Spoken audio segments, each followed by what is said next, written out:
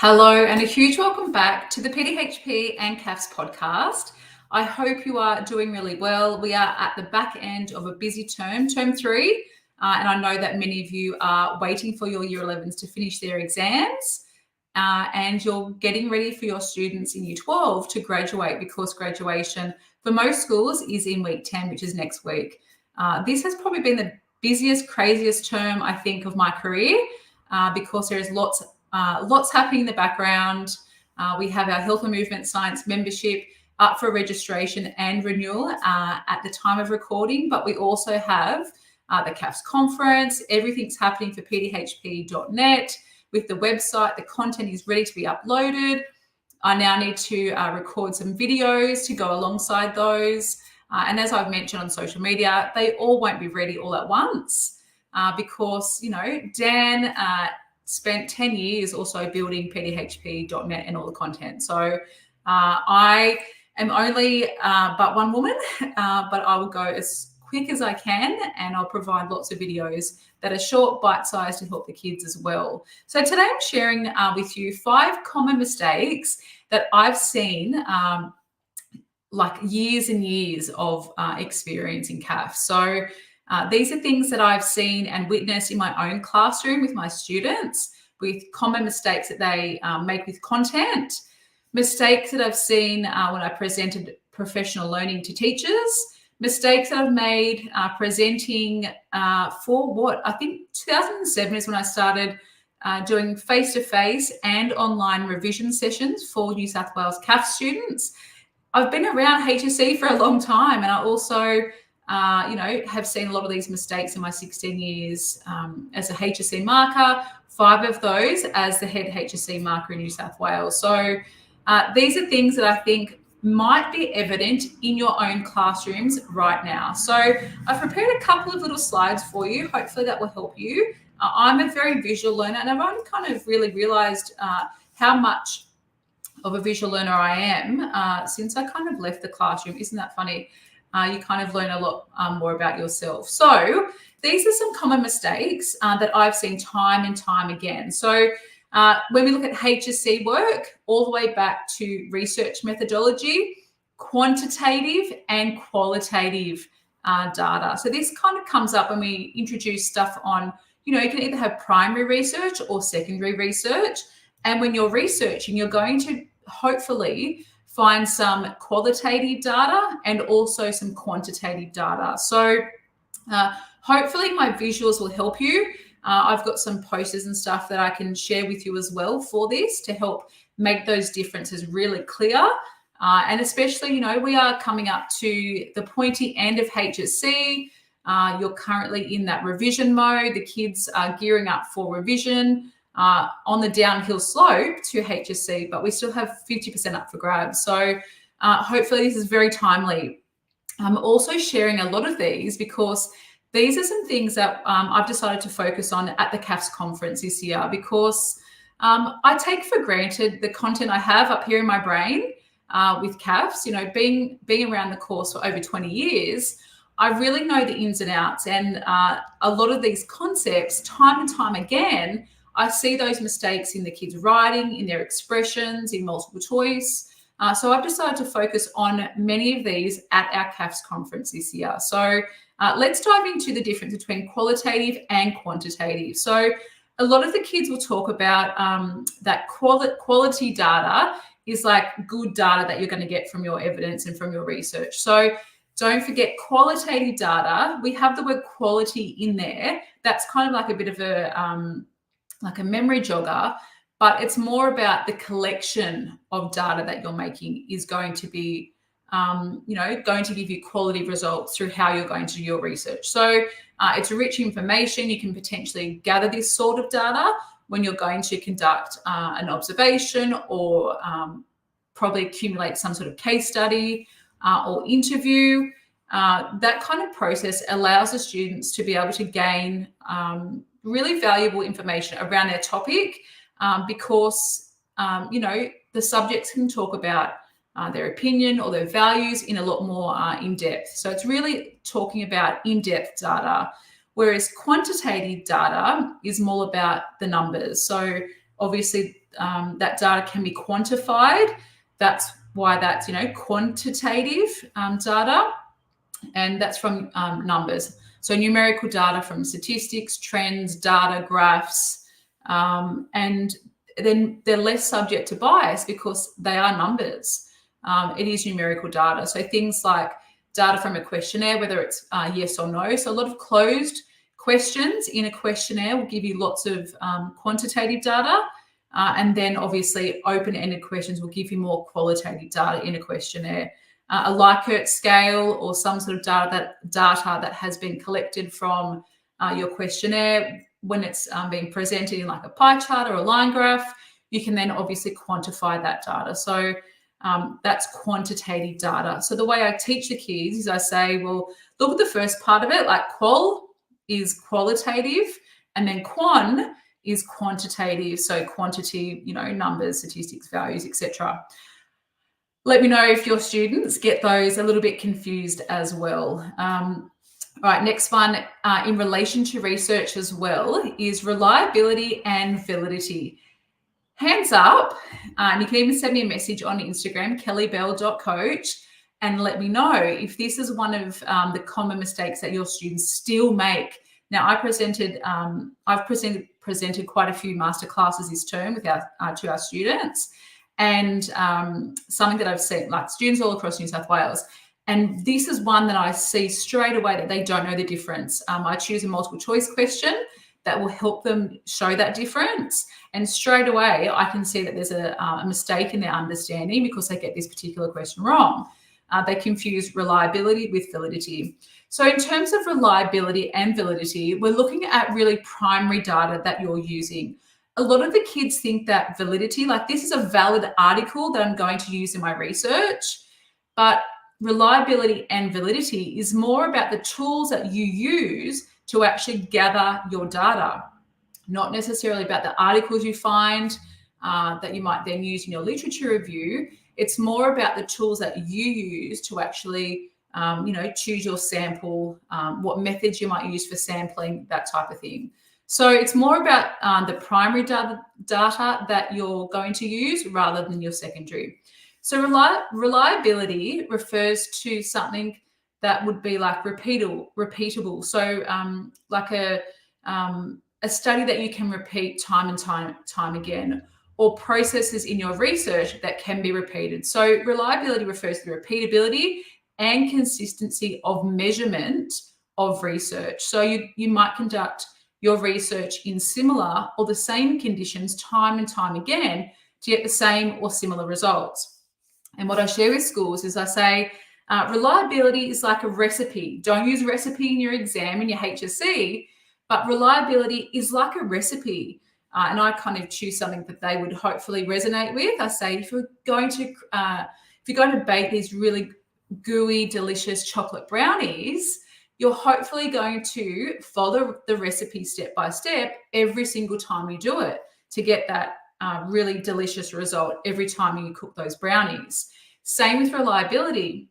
If you're going to set up a questionnaire, you're going to use the same questions in your questionnaire. It doesn't matter who you're sending your questionnaire out to within that sample. It has to be the same to increase the reliability of your data, to reduce bias. You might also make sure that potentially your interview is conducted in the same or similar way to get the same or similar results with your sample. So I get the kids to then think back to, okay, that's research in general. What does it look like in the IRP? Because don't forget, there are questions in the HSC around, around what it looks like for the IRP. So don't forget to get them to kind of think back to their research methodology, their IRP. What did that look like on the ground? You might, when they did their interviews, hopefully they would have used the same interviewer for their research rather than changing who was doing it. That approach to those questions, you want it to be consistent. Validity, on the other hand, is they're connected, but they're not the same. I just want to make sure everyone realizes that don't get the kids to clump it together as two, like one big concept. They're two concepts that are very much interrelated. So very similar in terms of, helping to improve the results, to reduce bias, but they're very different concepts. So validity refers to the accuracy of data measurement. And what that is actually how you're going to choose your sample, how you're going to choose your group that you decide to do your interviews on. So researchers would use an appropriate sample group to yield or to gain results from their research. So an example of this would be the sample chosen, so who you're going to do your research with, and the questions asked are reflective of the hypothesis or the research question. So if you're going to conduct research on youth, you need to make sure that the tools you're using is actually researching on that group, not a whole separate age bracket like aged or young on children. Your questions are hopefully going to be appropriate to your focus of your question. If it's about social media, they're going to be just about social media and the impact of that rather than other things. So validity is more about the way that you have chosen your sample, the focus of the group, to really help reduce that bias. What I then get students to do is I then get them to think about how these concepts relate together in relation to bias, in relation to sampling, because that dot point that is a little bit further down in the syllabus linked to the Learn 2 is about reliability and sampling. So making sure the kids really know that interrelationship between those four concepts: reliability, validity, bias. Hopefully what you do in your research increases the reliability, increases the validity, and reduces bias, and how what you can do to actually show that in your sampling. So hopefully that demystifies a few things that are existing out there. Okay, the next one is around a policy and legislation. A lot of the students, this is coming from groups in context, a lot of the kids group them together again, and they say a policy and a legislation is Anti-Discrimination Act, is Racial Discrimination Act, is Summary Offences Act. These are actually, again, two separate concepts. The kids often put them together as one. As I mentioned, a policy and a legislation there are policies and there are legislations out there that hopefully reduce inequities that our groups in context experience. So that's coming from that section of the syllabus. A little trick, and we're going to dive into this a lot at the CAFS conference, the intricacies and how you might teach it, and some examples, because often the kids use the same one, Anti-Discrimination Act. We're going to hopefully make it really clear for everyone to kind of say, okay, just come up with two legislations, two policies for your groups, for your two category B groups, rather than knowing the ins and outs of every single one, because at the end of the day, there's going to be a maximum of 8 marks. You're not going to be able to talk about 3 policies, 3 legislations for just your one group, probably two of each, or maybe even 2 of one and 1 of the other. In terms of a legislation, don't forget it's a law passed by government, whether it be state or federal government, federal meaning Australian government. And obviously it's through a decision-making process. There are lots of processes that goes behind the scenes, and for a group or an individual or a set of groups to actually follow. So it is a law. I always remind the kids that if that law, is broken, there are consequences of that. So that's how I get the kids to remember, okay, is this a law? Like, is this actually legal or illegal if we do this? And then policies are usually, sometimes they actually go hand in hand. Sometimes there are policies that have been put in place as a result of that legislation. So they might pass a legislation through government, and then they decide, okay, well, there's some policies that we might need to create as a result of that. Sometimes there are policies that might get created as a result of a lot of data that has been collected, through Australian Institute of Health and Welfare or ABS data. They might see, okay, this is a really a lack in our community. We really need to do something about this. So a really good example, as a general example, is Close the Gap. If you're a PE student or if you have PE kids, Hopefully that makes a lot of sense to you. But they've recognised that there's an issue. They're going to do something about it to introduce that policy. And there are then practices or steps to help reduce that. Again, it could be like a course of action, and that might be then enacted through different levels of government maybe, or even at a community level. So it's really important that kids know that the policy sometimes works with the legislation, but it can actually be quite separate. So there are some examples that we could look at. So protocol for homeless people in public places, the New South Wales Ageing Strategy, NDIS. As I mentioned, Close the Gap's a really good one because the kids kind of know that from media, but also from PDHPE. New South Wales LGBTIQA+ strategy, those types of things are policies, and then legislations are laws. Make sure the kids show a combination of both to show extensive and I reckon thorough knowledge and understanding. So we're looking at those top two mark ranges. I would expect to see they have an understanding of legislation as well as policy. So hopefully that will help your students really boost their marks.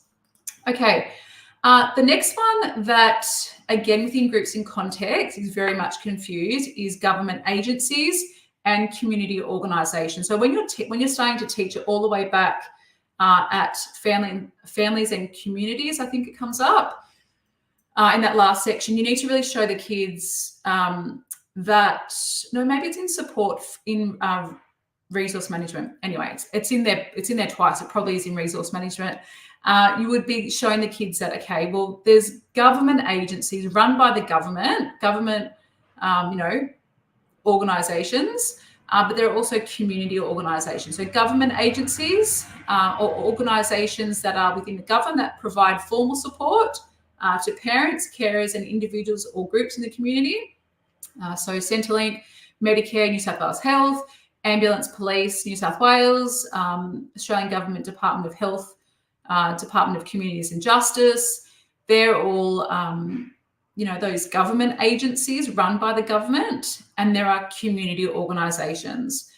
Community organisations can be supported by the government through government funding, but they're not government. They're not like a government body. So a community organisation is a non-government organisation that provides formal support for parents, carers, individuals and groups in the community. So Meals on Wheels, Orange Sky Laundry, Vinnie's Red Cross, Anglicare, Catholic Care, Bernardo's, Tresillian, Mission Australia,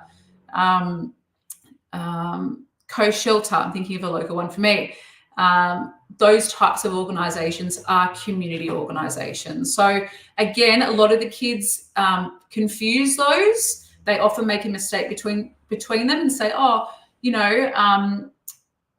Centrelink is a community organisation, or they might say that Mission Australia is an example of a government agency as it, blah, blah, blah. Show them that difference between the two. Okay, and finally, in parenting and caring, it's not so much like a common mistake, but the kids really I don't think, can show the really good relationship or interrelationship between roles in parenting and caring. So for roles, it comes up really quickly, probably the third dot point. PBS is our acronym, so promoting the wellbeing of the dependent, building a positive relationship with the dependent, and satisfying specific needs of the dependent. So a lot of the kids can talk about, it's up for the parent or the carer to support the wellbeing of the child or the dependent, the cared for, but then they kind of don't know, like, what does that look like on the ground? What does that mean in terms of a role that they play with supporting that particular dependent? So it's really important for the kids to show that clear relationship or interrelationship between the three concepts, because they very much connect with each other, to come up with some examples of what that might look like, but also to show that when they see the word roles, they're really looking for, these are the roles in parenting and caring. And that comes up maybe about 4 or 5 times in the parenting and caring syllabus. The roles aren't like, I have a role to drop my kids off in the morning or get their lunch prepared. They have to talk about these 3 roles. So hopefully that helps. Hopefully very timely. As you know, I've been around CAFS for over 20 years. I could talk about this underwater. I could be very unprepared with that because these are things that I've seen time and time again. And look, if you want some strategies, if you want some ideas, I have a mountain of those. We're going to showcase a lot of those at the CAFS conference. And the CAFS conference is on the 18th and 19th of October, same time as last year and the year before and the year before that. It is set on the most beautiful beach, I think. I'm a bit biased because I live down the road or up the road at Kilcare on the Central Coast, an hour and a half, an hour and 20 outside of Newcastle and Sydney. Obviously, if you're coming from further out, you can catch a plane or drive up to us. It is the most magical spot. We overlook the bay. We've got the beautiful Booty National Park behind us, and it's a 2-day of immersion, professional learning that is done very, very differently. If you would love more details, head to thelearnnet.com/conference. Would absolutely love to have you. I'd love to host you in my backyard. I don't live on the beach, FYI, but I live very close. I'm very, very lucky. We decided to make the move up here 7 years ago, and we have no regrets. The CAFS conference is absolutely magic, and I can't wait for you to be part of it. If I don't see your rego, I hope to see that. But if not, I will see you guys again next week. Take care.